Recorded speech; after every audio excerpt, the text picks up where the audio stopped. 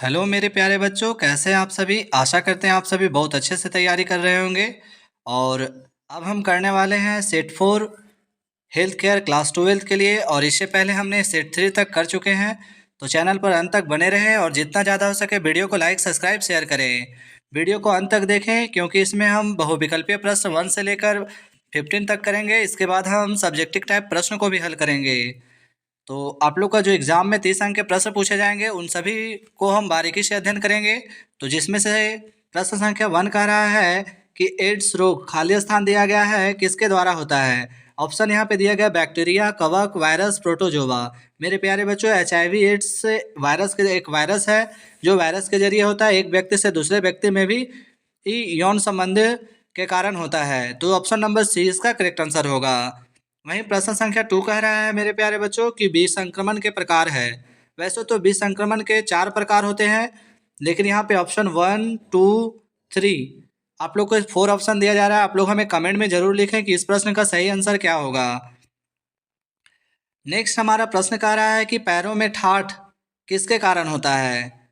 पैरों में ठाठ किसके कारण होता है मेरे प्यारे बच्चों। बैक्टीरिया के कारण होता है, कवक के कारण होता है, वायरस के कारण होता है, या इनमें से कोई नहीं। प्रश्न संख्या 3 का भी आप लोग हमें कमेंट में लिखे।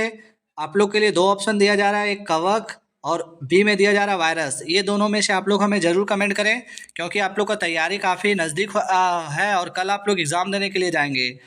तो इस प्रश्न का आंसर क्या होगा आप लोग हमें ज़रूर कमेंट में लिखें। अब हम प्रश्न संख्या 4 की ओर चलते हैं। प्रश्न संख्या 4 कह रहा है कि रेबीज़ द्वारा फैलने वाला रोग है। मेरे प्यारे बच्चों, रेबीज़ के द्वारा फैलने वाला जो है कुत्ते के काटने से रेबीज़ नामक बीमारी होता है और जाहिर सी बात है ये वायरस से होता है। तो ऑप्शन नंबर ए इसका करेक्ट आंसर होगा। अब हम प्रश्न संख्या 5 की ओर चलते हैं। प्रश्न संख्या 5 क्या कह रहा है मेरे प्यारे बच्चों कि ओपीवी बूस्टर बच्चों के लिए कितनी मात्रा में दिया जाता है। तो मेरे प्यारे बच्चों, ओपीवी बूस्टर जो बच्चों को है 2 बूंद दिया जाता है। ऑप्शन नंबर सी इसका करेक्ट आंसर होगा। अब हम प्रश्न संख्या 6 की ओर चलते हैं। हमारा प्रश्न संख्या 6 कह रहा है कि बीसीजी टीकाकरण कौन सा मार्ग पर दिया जाता है। तो इंट्राडर्मल पर दिया जाता है, जो कि ऑप्शन नंबर बी में दिया गया है। तो बी हमारा करेक्ट आंसर होगा। साथ ही बीसीजी का टीका टीबी से ग्रसित बीमारी में दिया जाता है। आप लोग इसे नोट कर लीजिएगा और साथ ही चैनल को जितना ज़्यादा हो सके शेयर करते जाइएगा। अगला प्रश्न 7 नंबर प्रश्न कह रहा है मेरे प्यारे बच्चों की सुनने की प्रक्रिया आमतौर पर एक किसके मदद से की जाती है। तो स्टेथोस्कोप से की जाती है। ऑप्शन नंबर ए इसका करेक्ट आंसर होगा। अगला प्रश्न संख्या 8 कह रहा है मेरे प्यारे बच्चों की किडनी ट्रे आमतौर पर उपयोग किया जाता है। तो किडनी ट्रे का उपयोग किसके लिए किया जाता है। वैसे किडनी ट्रे तो जो हमारे अस्पतालीय विभाग में होते हैं वो स्टेनलेस यानी स्टील के बने होते हैं। तो रक्त संग्रह के लिए सबसे विशेष रूप में किया जाता है। इसके अलावा पेशाब संग्रह, उल्टी संग्रह, थूक संग्रह। लेकिन कह रहा है यहाँ पे आमतौर पर रक्त संग्रह के लिए किया जाता है। ऑप्शन नंबर 20 का करेक्ट आंसर होगा। नेक्स्ट प्रश्न संख्या 9 कह रहा है कि सबलिंगुअल दवा की दी जाती है। तो सबलिंगुअल दवा कहाँ दी जाती है मेरे प्यारे बच्चों। जीभ के नीचे दी जाती है। ऑप्शन नंबर ए इसका करेक्ट आंसर होगा।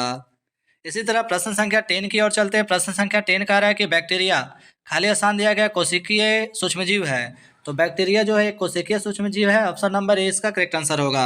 ये सारे प्रश्न प्रीवियस ईयर के एग्जाम में पूछे गए हैं, तो इसलिए आप लोग जितना ज़्यादा हो सके प्रश्न को तैयारी करके जाएं। वहीं प्रश्न संख्या 11 कह रहा है कि सूक्ष्मजीव के द्वारा देखा जाता है। तो सूक्ष्मजीव किसके द्वारा देखा जाता है। तो माइक्रोस्कोप के द्वारा देखा जाता है। ऑप्शन नंबर सी इसका करेक्ट आंसर होगा। सूक्ष्मजीव की खोज किसने की थी। तो रॉबर्ट हुक ने की थी। और कब की थी आप लोग जल्दी से हमें कमेंट में जरूर लिखें। वहीं भारत में एम्बुलेंस की आपातकाल सेवा का नंबर क्या है मेरे प्यारे बच्चों। तो 108। भारत में एम्बुलेंस की आपातकाल सेवा नंबर 108 है। अर्थात 108 पर कॉल करके एम्बुलेंस को बुलाया जाता है। साथ ही प्रश्न संख्या 13 कह रहा है कि आपको अपने हाथ कितनी देर तक धोनी चाहिए। तो 20 सेकंड तक धोनी चाहिए। ऑप्शन नंबर डी इसका करेक्ट आंसर होगा। वहीं 14 नंबर प्रश्न कह रहा है कि एलटीसी का पूर्ण रूप क्या है। मेरे प्यारे बच्चों, एलटीसी का पूर्ण रूप क्या होगा। Long term care. Option number A के साथ चला जाएगा। ए हमारा करेक्ट आंसर होगा। इसके अलावा लाइफ टर्म केयर भी दिया गया है। तो इस प्रश्न में का आप लोग देख ले एक बार, और हो सकता है लाइफ टर्म केयर एक बार कन्फ्यूजन है तो आप लोग अच्छे से नोट कर लीजिए। वहीं नेक्स्ट आ रहा है कैथेलर्स के किस बैग में रखा जाता है। तो इस प्रश्न के लिए भी ऑप्शन दिया जा रहा है लाल बैग, काला बैग, हरा बैग और पीला बैग। आप लोग हमें कमेंट में जरूर लिखें।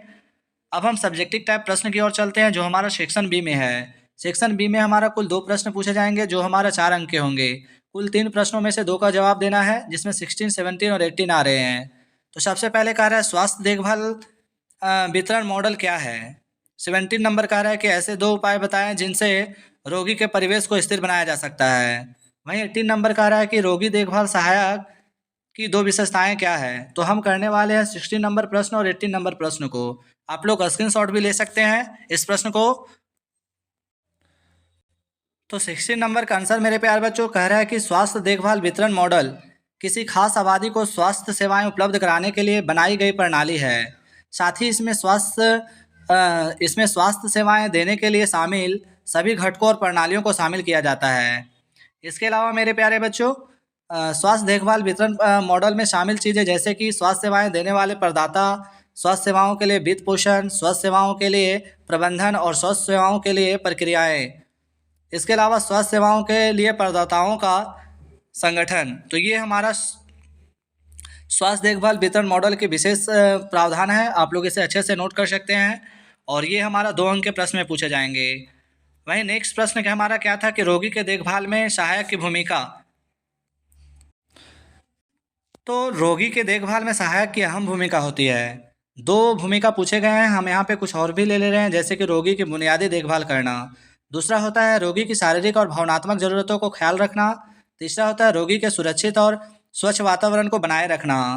वहीं चौथा होता है रोगी के स्वास्थ्य से जुड़े महत्वपूर्ण बातों पर निगरानी रखना। तो ये रोगी देखभाल में सहायक की अहम भूमिका होती है। इस नेक्स्ट प्रश्न की ओर चलते हैं जो हमारा सेक्शन सी में पूछे जाते हैं। 3 अंक के प्रश्न पूछे जाते हैं मेरे प्यारे बच्चों। तो सेक्शन सी में हमारा कह रहा है 19 नंबर प्रश्न है कि लाल रंग के बैग में निपटान किए जाने वाले अपशिष्ट 6 उत्पादों का उदाहरण दीजिए। वहीं 20 नंबर कह रहा है कि अच्छे स्वास्थ्य को प्रभावित करने वाले 3 कारक कौन से हैं। और 21 कह रहा है टीकाकरण का क्या महत्व है। तो इससे पहले के वीडियो में हमने टीकाकरण के बारे में बता दिए थे आप लोग को। और हम करने वाले हैं 19 नंबर प्रश्न को और 20 नंबर प्रश्न को। आप लोग स्क्रीनशॉट इसका ले लें ताकि क्वेश्चन को समझने में काफ़ी सुविधा हो। तो लाल डस्टबिन में कौन सा कचरा डाला जाता है, आप लोग को बता देना चाहते हैं कि लाल डस्टबिन में खतरनाक और विषाक्त पदार्थों को डाला जाता है। इसमें रासायनिक अपशिष्ट, उद्योग अपशिष्ट, गैर बायोडिग्रेडेबल वस्तुएं और इलेक्ट्रॉनिक वस्तुएं शामिल है। साथ ही अस्पताल में भी लाल डस्टबिन रखा जाता है जिसमें बायोमेडिकल कचरा डाला जाता है। अब उसमें क्या क्या आता है मेरे प्यारे बच्चों, 6 उदाहरण पूछे गए थे तो आप लोग लिख सकते हैं। सुइया, सर्जिकल चाकू, शरीर के तरल पदार्थ, cotton dressing, popcast, tissue, senator napkin, blood bag, urine bag और ट्यूबिन। ये सभी लाल डस्टबिन में डाले जाने वाले कचरे हैं। तो 6 पूछे गए हैं, हमने अनेक बता दिए हैं, आप लोग इसे अच्छे से कर लीजिएगा। इसी तरह से लाल, ब्लू, नीला, पीला जो भी है आप लोग करके जाइएगा। अगला हमारा प्रश्न था स्वास्थ्य को प्रभावित करने वाले 3 कारक। मेरे प्यारे बच्चों स्वास्थ्य को प्रभावित करने वाले कई कारक होते हैं। इनमें से कुछ कारक इस प्रकार है जैसे कि आहार, व्यायाम, नींद, तनाव, पर्यावरण, जीवन शैली।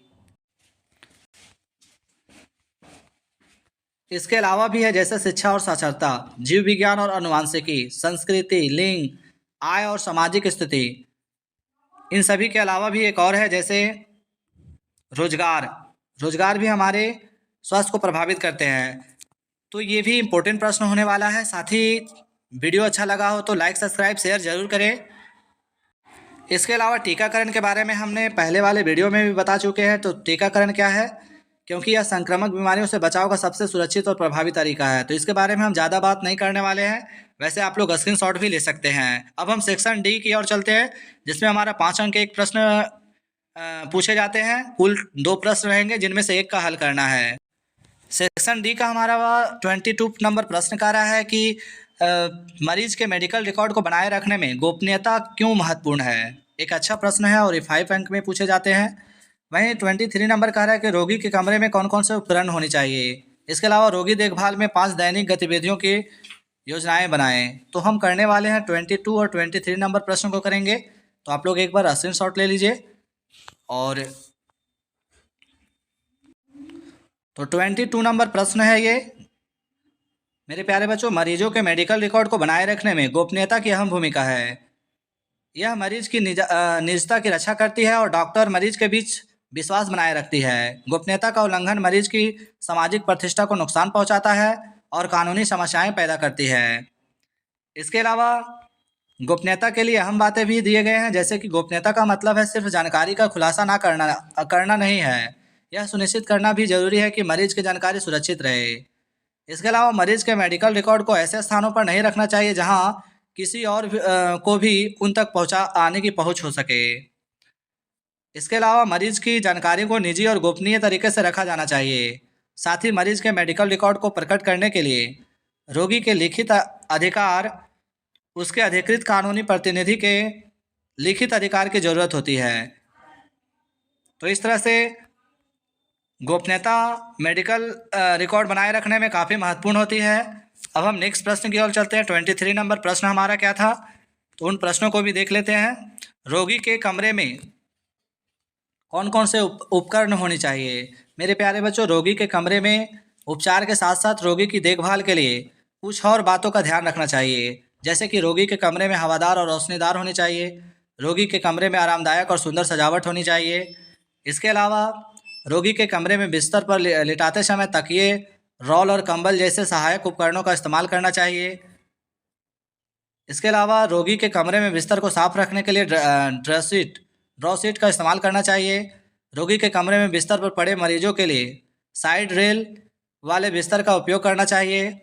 इन सब के अलावा रोगी के कमरे में बिस्तर को आरामदायक बनाने के लिए समायोज्य सिर और पैर वाले हिस्से वाले बिस्तर का इस्तेमाल करना चाहिए।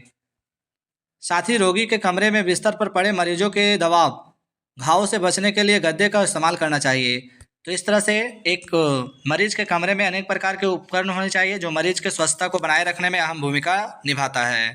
आशा करते हैं कि आप सभी अच्छे से तैयारी कर रहे होंगे और कल का एग्ज़ाम आप लोग के लिए काफ़ी अच्छा साबित होने वाला है।